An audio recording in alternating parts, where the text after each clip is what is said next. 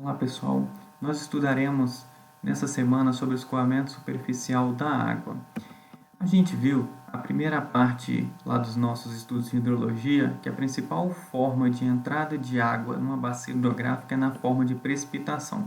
Uma vez que essa água caiu, ela pode ser interceptada pela copa das árvores, que a gente viu também no outro tema, e parte que passou da interceptação poderá acontecer a infiltração ou a percolação dessa água no solo. Essa água que infiltrou, ela poderá compor um escoamento subterrâneo de um rio, tá? O escoamento subterrâneo que vai compor o escoamento de base do rio. A água que não infiltrou, devido às características de uso do solo, do próprio solo, ela poderá incrementar nessa vazão do rio por meio desse escoamento superficial.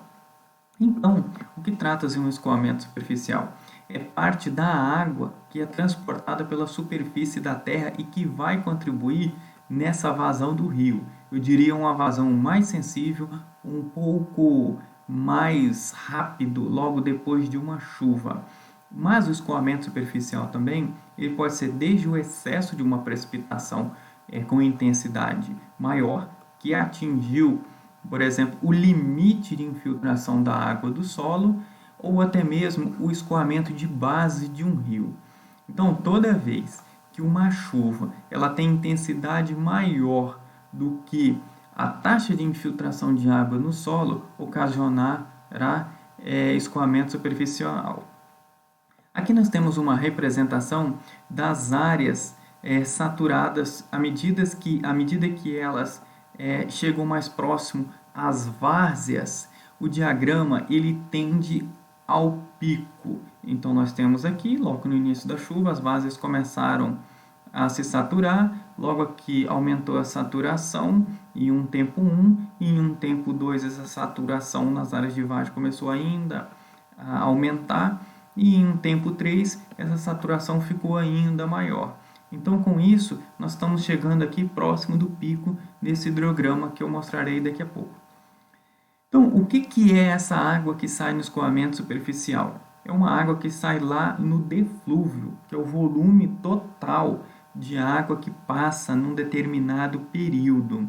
Então, esse deflúvio aqui, ele está lá no exultório da bacia hidrográfica que nós delineamos logo lá no início da disciplina, né?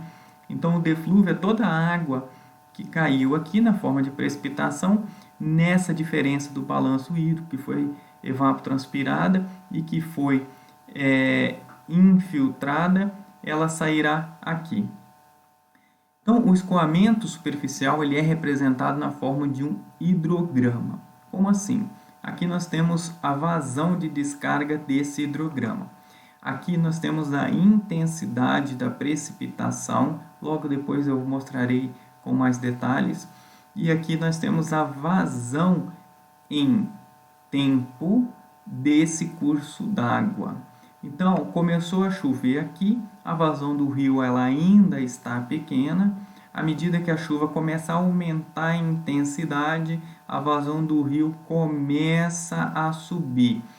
Geralmente, a vazão chega no máximo, vazão de pico, quando essa chuva aqui ela tende ao fim. E aí, logo depois, essa vazão aqui do rio tende a ir diminuindo. Então, nós temos 3 momentos nesse hidrograma aqui. A ascensão, como eu já tinha comentado aqui, que se correlaciona à intensidade da precipitação. O pico, que é esse ponto aqui de inflexão. E a recessão. Ora, por que essa recessão ela é um pouco mais suave do que a ascensão? Porque parte da água que está saindo aqui, ela foi infiltrada e está sendo proveniente aqui da contribuição do escoamento subterrâneo.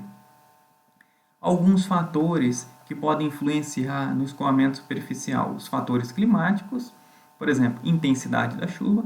Quanto maior a intensidade da chuva, maior será o escoamento superficial quando os outros fatores forem constantes. A duração da chuva, essa duração aqui, se for uma chuva de intensidade baixa com a duração bem longa, ela ocasionará um hidrograma um pouco mais achatado. Uma chuva antecedente, porque o solo poderá já estar saturado. e alguns fatores, por exemplo, fisiográficos. A área da bacia, a forma da bacia, se ela é um pouco mais redonda ou um pouco mais achatada, a topografia, a declividade no caso, permeabilidade do solo, um solo mais permeável terá um escoamento de base maior, porque vai infiltrar mais, e em contrapartida vai ter um escoamento superficial menor. O uso da terra, superfícies vegetadas vão favorecer a infiltração, em contrapartida haverá menor escoamento superficial. Superfícies impermeáveis, como por exemplo a área urbana, tem um solo bem mais compactado, então o hidrograma vai ter um pico com um tempo bem menor, rapidamente ele vai atingir aquele pico, e os fatores relacionados propriamente ao uso do solo. Então nós temos aqui a área da bacia, como eu tinha comentado, um evento mais intenso de precipitação geralmente só ocorre numa parte da bacia, então muitas vezes pode nem estar esperando aqui, mas pode haver um pico. A bacia e sua área de contribuição, tá? Como eu já tinha comentado, a respeito do exutório, a drenagem e a sua área de contribuição, a forma com que ela se trata. Uma bacia, por exemplo, com 30 graus de declividade e uma de 5 graus de declividade, essa de 30 terá um tempo de concentração bem menor, porque toda a água que foi precipitada aqui vai chegar no fim bem mais rápido, ao passo que essa bacia aqui com 5 graus terá um tempo de concentração bem menor. A forma do curso d'água, geralmente canais que têm a forma mais de meandros, esses rios aqui que dão mais voltas, ele tem uma velocidade bem menor, então o tempo de concentração dessa chuva aqui vai ser maior. Outra coisa, densidade de canais. Quanto maior a densidade de canais, mais drenada essa bacia é. Então, toda a água que caiu aqui, ela terá uma resposta maior, mais rápida no nosso hidrograma. Rugosidade do canal. Quanto mais rugoso for o canal, menor vai ser esse hidrograma aqui de saída. Não é? E quanto mais liso, diria assim, quanto menos atrito tiver ele, maior será a velocidade e esse tempo de resposta aqui será bem menor. Então, alguns comportamentos no hidrograma. Nós temos aqui a comparação entre uma bacia rural e uma bacia urbana. Se acontecer um evento de chuva, a bacia urbana ela terá uma resposta bem mais rápida aqui em termos de tempo, porque parte da água não será infiltrada no solo comparadamente a uma área rural. Então a resposta vai ser maior, mesmo tendo a mesma chuva na área urbana com a área rural. Vai ter uma enchente, eu diria assim, bem mais rápida e maior, ao passo que na área rural esse hidrograma ele é mais achatado, ou seja, a vazão que sai lá no curso d'água é mais distribuída. Da mesma forma, se a gente comparar aqui, uma bacia mais radial, ela tem uma resposta mais rápida no tempo do que uma bacia alongada, porque todos os canais que tem aqui drenam a água mais rapidamente. Então, como eu já tinha apresentado esses detalhes, só elucidando ainda mais, quanto ao relevo também, uma bacia radial com um KC pequeno, que a gente já viu lá na parte de bacias hidrográficas, ela tem uma resposta bem mais rápida do que uma bacia alongada. Quanto à parte de cobertura, como eu já tinha citado anteriormente, a bacia hidrográfica rural, se tiver aqui um outro de florestas, esse hidrograma aqui ele vai ser bem mais fácil. Então, o que é o hidrograma aqui?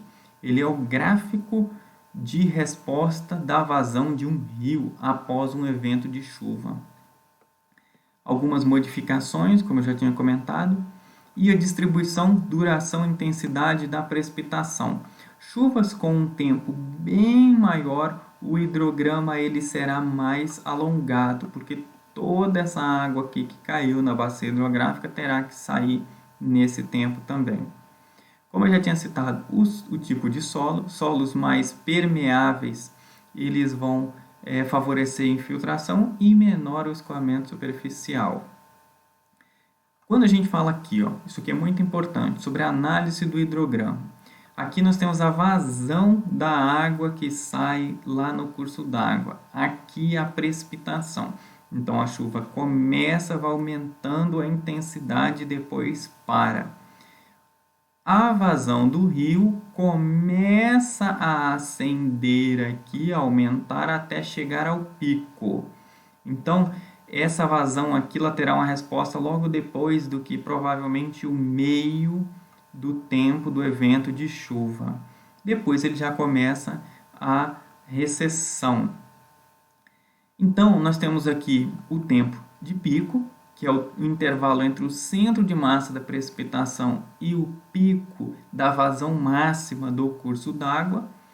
Nós temos o tempo de concentração, que é o tempo necessário para que toda a água que foi precipitada do ponto mais distante da bacia desloca-se até a seção principal. Então, é o final, o tempo que parou de chover até o tempo em que essa água saiu lá do escoamento superficial. O tempo de recessão e o tempo de base, que é o tempo entre o início da precipitação e aquele em que a precipitação ocorrida já escorreu. Seria o tempo de base aqui. Mas observe, o conceito que nós levaremos para frente será o tempo de concentração, tá? E esse tempo aqui de pico. Então, alguns componentes desse hidrograma, como eu já tinha comentado, a vazão do curso d'água começa a diminuir a partir da última chuva que teve em algum dia. Quando essa próxima chuva acontece, à medida que ela vai aumentando a intensidade, ele dá um salto aqui na vazão do rio, até chegar a um pico. Depois ele vai diminuindo. Então, nós temos alguns componentes aqui interessantes para a gente ver, que são, por exemplo, o A, o B e o I.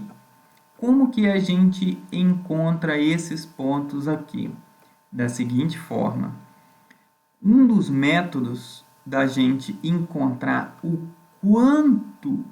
qual foi o volume de água que escoou numa bacia hidrográfica é separando esses métodos aqui.